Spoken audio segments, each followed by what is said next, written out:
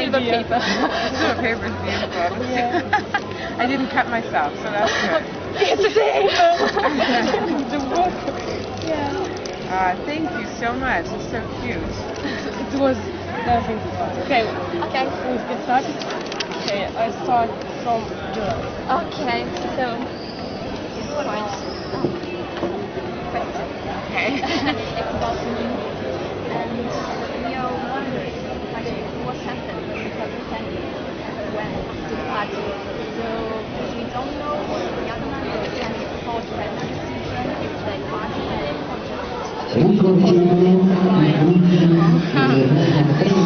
See if they're gonna stop That one's kind of hard because I haven't written it.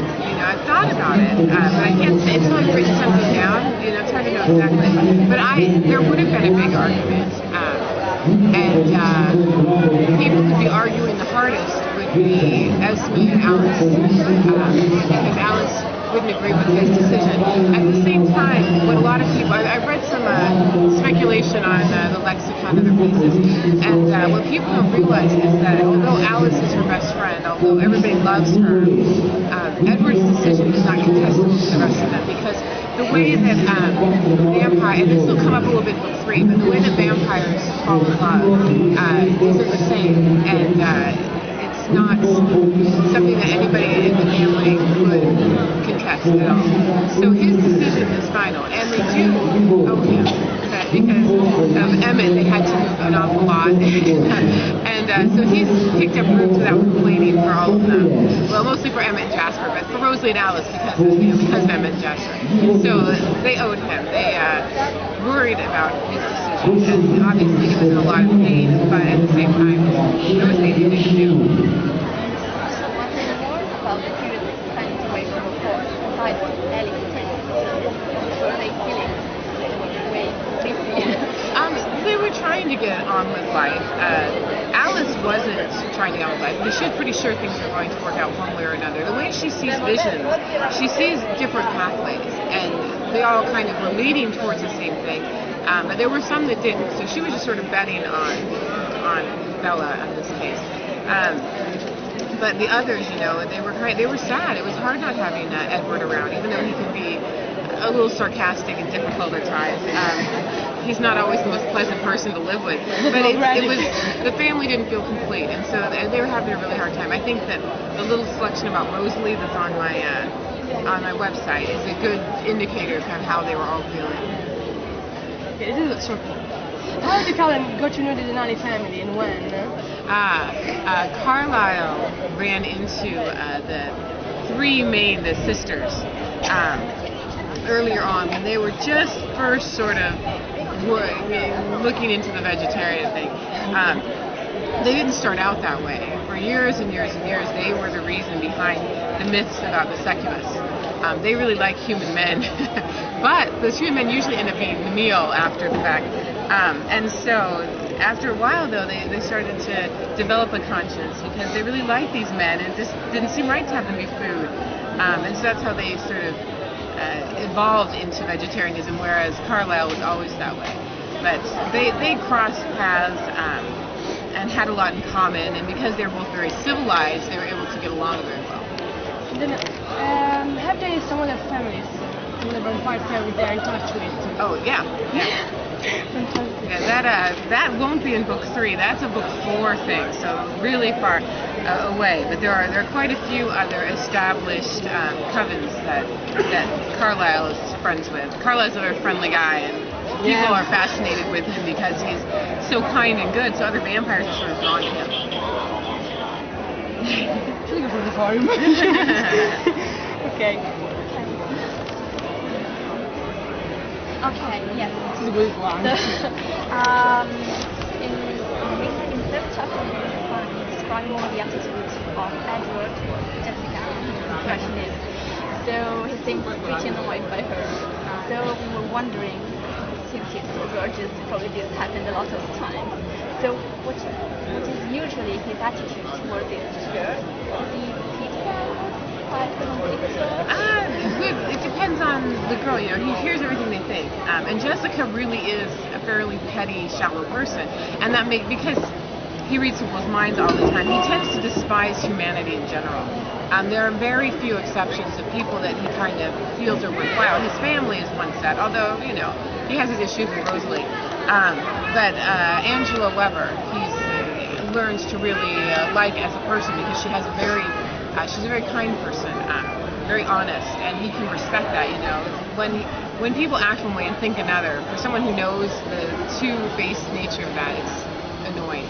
So it does happen a lot, but most people, unlike Bella, they see Edward and think, oh, he's so beautiful, and then they get closer to him and kind of feel frightened. They don't really know why, and they don't say, oh, he must be a vampire. They just feel like they don't want to be around him. It doesn't happen to Bella, so that's one of the things that really frustrates him in Midnight Sun, is he keeps expecting her to suddenly wise up and take off, and she never does. And so he's always waiting for her to be afraid, and she never is. Okay, to check this one because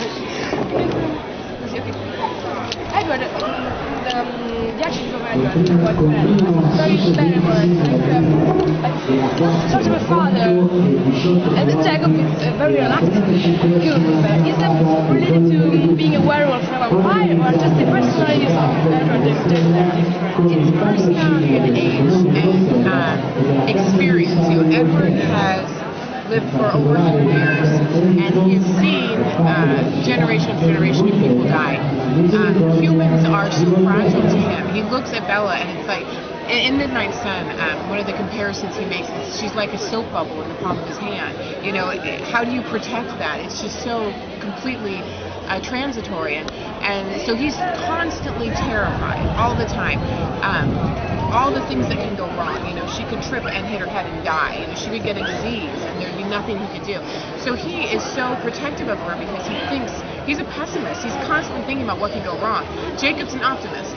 He doesn't worry about anything because nothing really bad has ever happened. He did lose his mother, but he was very young at the time. And he's just not old enough to think about mortality so much. You know, when you're 16, 17, you're going to live forever because that's how you feel. So he doesn't worry about Bella's safety. And Bella's a little bit older than him. She has a maternal feeling towards Jacob. She wants to take care of him. So he doesn't ever feel that need so much to take care of her. A little bit once, you know, Victoria shows up, and he's very glad that he can take care of her. He starts to feel the protective vibe a little more, but it's not the same. He doesn't feel like it's his responsibility to save Bella all the time the way Edward does.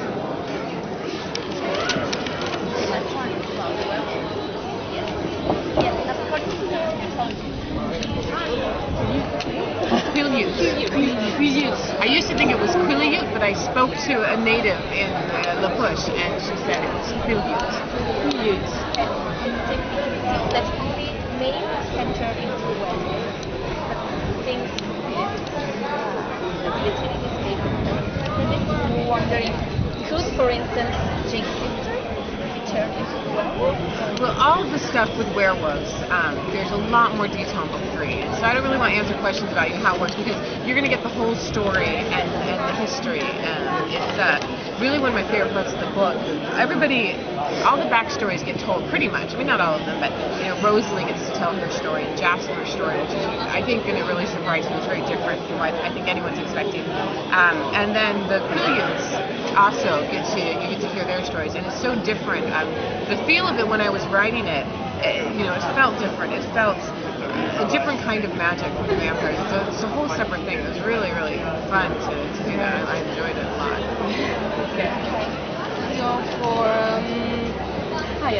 Could you tell us about the peculiarity of the vampire skin, or would it give away so much of the plot? It doesn't really. I don't know when it's ever going to come up. For me, it's not like aging. It's more like petrification. They never go anywhere. They don't do a lot of, they're not very active. And so it's almost like, in my mind, it was like years and years and years almost of dust settling on them. I mean, they're not dusty, it's just sort of there's been they're not active enough. They're not out hunting. And so I don't see them as being particularly healthy for a vampire. It doesn't mean that they won't continue to live for another several millennium. But Tanya and her sisters, the Denali clan, are over 1,000 years old. But they live like Carlisle because they're still very active. Or they don't go away, don't go... No, they don't, not really. I mean, no, they never leave. They stay in Volterra. They're here. Somewhere in here. Well, you know, actually, what I imagined is the tower that they lived in, from the little pictures I've seen, is the prison that's on the outskirts of town, you know, that big, huge turret. And you know, they don't have the business facade, but a prison would be a pretty good place for vampires to hang out, you know, nobody would suspect anything.